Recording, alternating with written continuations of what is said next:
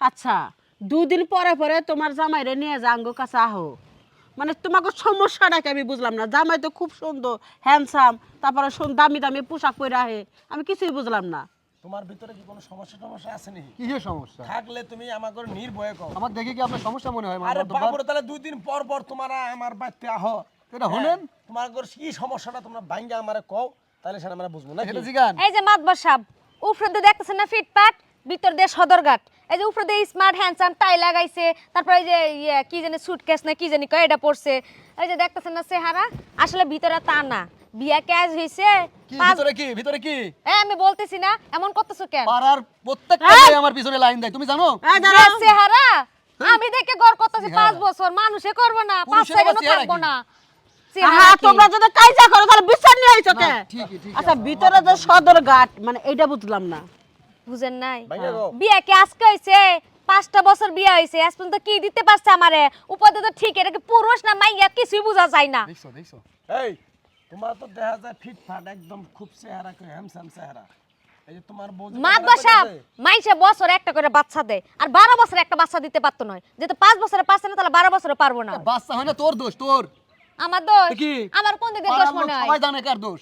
আমার দোষ? পাড়ার ভাবিরা জানে না আমি কি? আচ্ছা, দাঁড়াও দাঁড়াও, এর কথার মধ্যে কিবা ফলটা, মানে পাড়ার ভাবিরা জানে যে তুমি কি জিনিস? অবশ্যই। মানে পাড়ার ভাবিরা কেমনে বুঝলো? ভাবির কাছে জিগাও। তো জিগা মুখে ভাবির কাছে কি তুমি 2-1 রাত খাস থাকছো না, তোমার সময় পছন্দ হয় না কাটাইছো? বলে না? আমার কথা শোনো। বলেন। চরিত্রের সমস্যা। না, কথা শোনো। ভাবি দুটো বাড়ায় দাও, অতিরিক্ত এই করো। দুটো বাড়ায় দাও। পাড়ার ভাবিরা কেমনে জানলো যে তোমার তোমার কোনো বাচ্চা কাচ্চা কোনো সমস্যা নাই? এই প্রশ্ন উত্তরটা দাও। ভাবির সাথে ভালো সম্পর্ক। কি এলাকার একটা স্মার্ট ছেলে হিসাবে ভাবির প্রতি আমাদের দায়িত্ব, আমি সে দায়িত্ব পালন করি। এই এই প্রতিবন্ধী বন্ধুর খাড়াই রয়েছে কেন?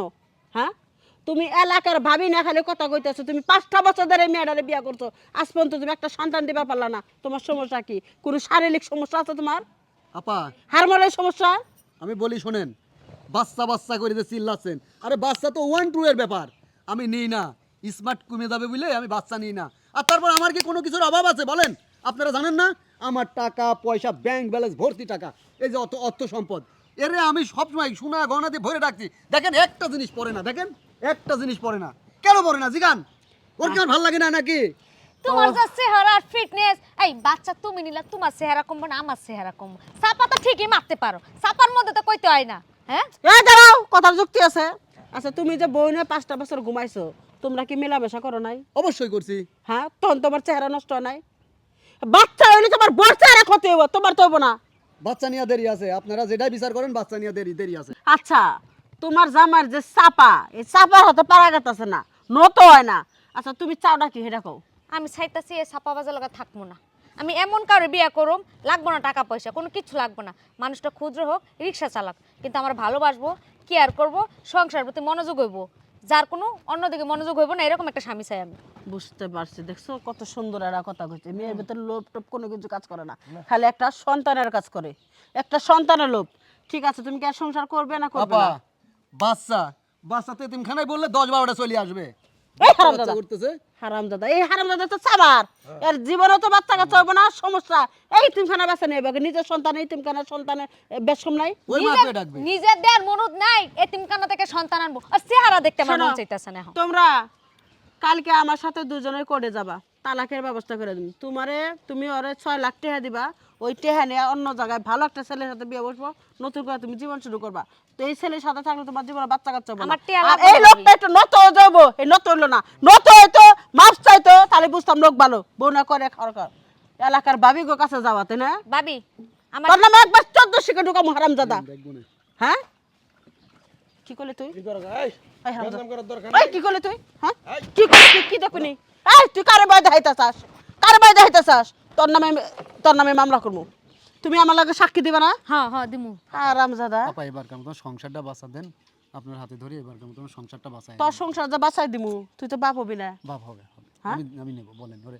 ওরে কয়ে দিলে সংসার তো করবই, কিন্তু তুই ঠিক মতো চিকিৎসা হবি, তুই হবি, তোর বউ হইব, সমস্ত খরচা পাতি যা লাগবে আমি দেখুন। গ্রামবাসী দরকারে গ্রামের মাসে গেছে টেহা উড়াই দিব, তোর চিকিৎসা আপা, হবি। টাকা পয়সা নিয়ে তো কোনো টেনশন নাই, আপনি খালি বলেন যে আমার সর্বোচ্চ চেষ্টা দিয়ে এবার ওটা আমি বাচ্চা এই যে 5 বছর সংসার করছিস এখন যদি বউটা জায়গা কোনো মেয়ে তোর হাতে বিয়ে বসে মান সম্মান আছে না আপা, আপনি বলেন তো।